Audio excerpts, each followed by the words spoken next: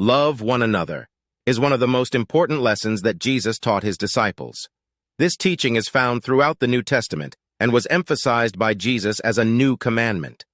In John 13:34-35, Jesus says, "A new commandment I give to you, that you love one another. Just as I have loved you, you also are to love one another.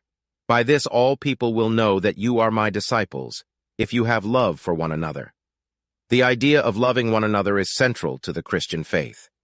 Jesus showed his love for his disciples and for all humanity by dying on the cross for our sins.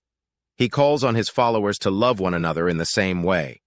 This kind of love is not just a feeling or emotion, but an action that demonstrates a willingness to sacrifice for others. The love that Jesus teaches is not limited to just those who are easy to love. Jesus commands his followers to love their enemies and pray for those who persecute them, Matthew 5:44. This kind of love is radical and countercultural. It goes against the natural human tendency to hate those who hurt us and seek revenge. By loving one another, Christians demonstrate the love of God to the world. The love that Jesus taught is a mark of true discipleship. When people see Christians loving one another, they will know that they belong to Christ. This is a powerful witness to the world.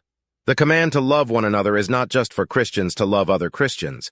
Jesus commands his followers to love their neighbors as themselves, Matthew 22:39. This means that Christians are called to love everyone, regardless of race, gender, or social status. In fact, Jesus taught that when we serve those who are marginalized and oppressed, we are serving him, Matthew 25:40. In conclusion, love one another is a foundational teaching of the Christian faith. It is a commandment that is central to the life of a follower of Jesus.